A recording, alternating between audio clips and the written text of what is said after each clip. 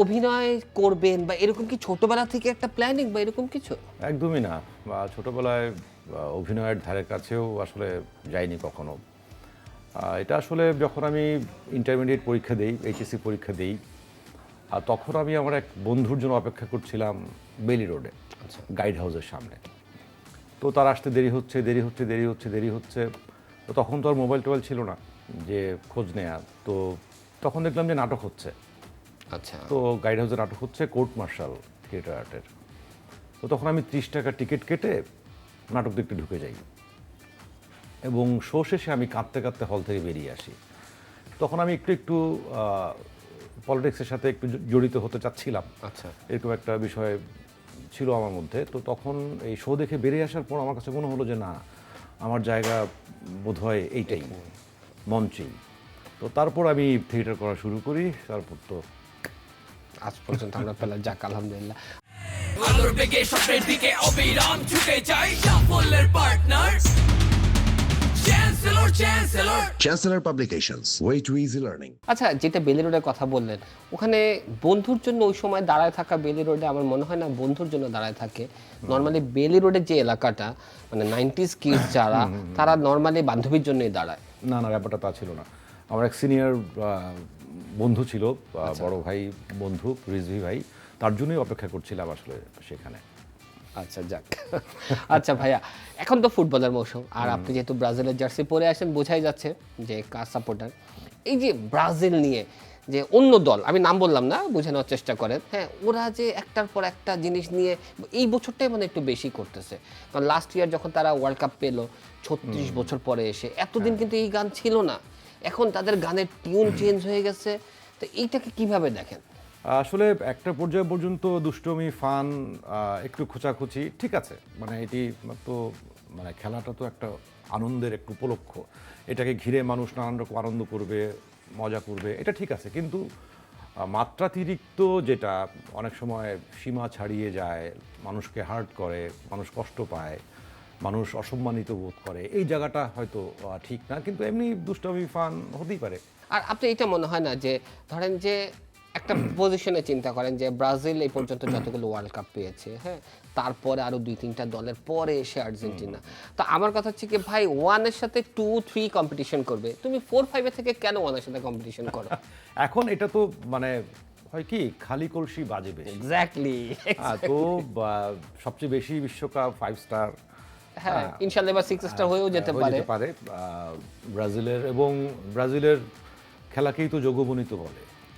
হ্যাঁ, হ্যাঁ, তো যোগবনিত বা সাম্বা বা সুন্দর ফুটবলের জনকই হচ্ছে ব্রাজিল।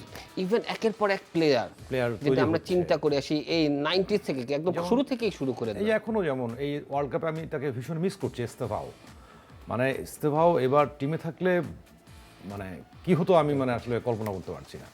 মানে অথচ একের পর এক তৈরি হচ্ছে, এনরিক আছে, হ্যাঁ, ভিনি কিন্তু আছে। এই ধরনের প্লেয়ার আমরা মানে আর্জেন্টিনা টিমে শুধুমাত্র মানে মেসির পরে ঠিক ওই লেভেলটা ধরে রাখার মতো প্লেয়ার আমরা আসলে। এবং মেসির বিষয়টা আসলে ভিন্ন, ওকে আমার ভিন গ্রহের মনে হয়। আচ্ছা, মেসির সাথে অন্য কারো তুলনা চলে না আসলে, এক্স্যাক্টলি। বিশেষ করে আর্জেন্টিনার টিমের। মানে মেসি একেবারেই ভিন্ন। মানে অন্য কারোর সাথে আর কি গত কোনো মিল নেই। বিশ্বকাপেও যখন ব্রাজিল হেরে গেল, তখন আমি কিন্তু চেয়েছিলাম যে মেসির হাতে কাপটা উঠুক। কারণ এমন একটা প্লেয়ার, এমন একটা খেলোয়াড় যে তার হাতে বিশ্বকাপ নেই, এটি বাকি ভাবতে সব কিছু আছে। সব কিছু আছে, ভাবতে খারাপ লাগছিল তখন।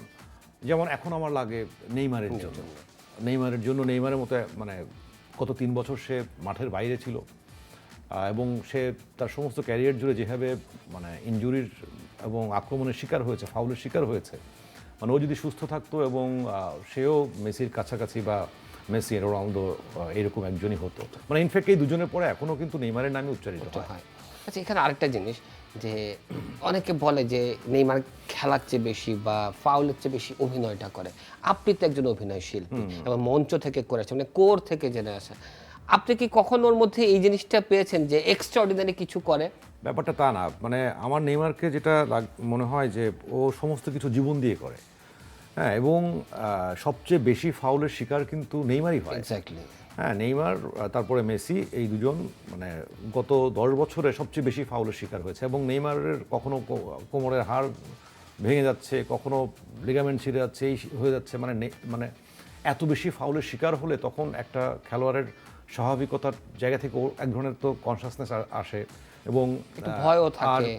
আর খেলার মধ্যে কিন্তু যে পেনাল্টি আদায় করে নেওয়া বা এটা আদায় করে নেওয়া, এটা কিন্তু সব প্লেয়ারের মধ্যে সব প্লেয়ারের মধ্যে আছে, সবাই করে এটা। সবাই করে, হ্যাঁ। তো ওইটুকু তো করবে। এবং মানে যেটা বললাম, ওই যে হেটার যারা আছে, যারা অ্যান্টি ব্রাজিল, তারা এটাকে রংচং মিশিয়ে অভিনেতা ট্যাগ দিয়েছে, ইয়ে করেছে। এবং মানে এক একটা প্লেয়ার যে দ্রুত গতিতে দৌড়ায়, হয়তো মানে যেটা বেশি ভাইরাল হয়েছিল যে অনেকগুলো ডিগবাজি দেয়া, এবং এই ডিগবাজি দেয়াগুলো কিন্তু নিজেকে রক্ষারও একটা উপায়।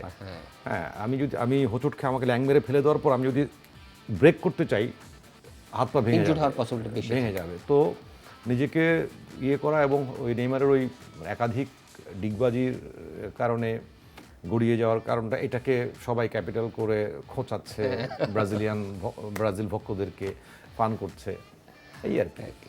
For more updates, subscribe to our YouTube channel and click on the bell icon. Follow us on Facebook and Instagram. Download T-Sports app to enjoy exciting games and highlights. Visit tsports.com.